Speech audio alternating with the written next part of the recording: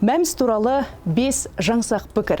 Біріншісі, мәмс арқылы тек мемлекеттік емханаларда ғана емделуге болады деп ойлайды. Шын мәнінде мәмс аясында медициналық қызметтерді мемлекеттік ұйымдармен бірге қормен келісімшарт жасасқан жеке клиникаларда да алуға болады. Екінші жаңсақ пікір. Ол мәмс жарналарын тағы бір салық түрі деп есептейді. Жоқ, мәмс бұл медициналық қызметтердің сапасы мен қол жетімділігін арттыруға арналған ұзақ мерзімді мемлекеттік бағдарлама. Ол емделуге кететін шығындарды азайтуға көмектеседі. Үшінші, мәмс тегін медицинаны алмастырады. Мәмс жүйесі тегін медициналық көмектің кепілдік берілген көлемін алмастырмайды, оны толықтырады. Әр пакеттің өз қызметтер тізімі бар. Төртінші, мәмс үшін төлемесеңіз жедел жәрдем шақыра алмайсыз.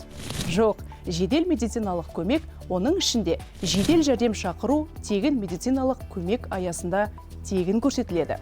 Бұл үшін сақтандырылған мәртебесі қажет емес. Және соңғы 5-ші жаңсақ пікір. Мәмс арқылы тек арзан анализдерге ғана тапсыруға болады деп ойлайтындар бар. Мәмс аясында тек базалық емес, қымбат зерттеулерді де тапсыруға болады. Гормондарды, витаминдерді тексеру және тағы басқалары. Сондай-ақ дәрігердің тағайындауымен толық диагностикадан өтуге мүмкіндік бар. Ақпаратты тексеріп, өз құқығыңызды біліңіз.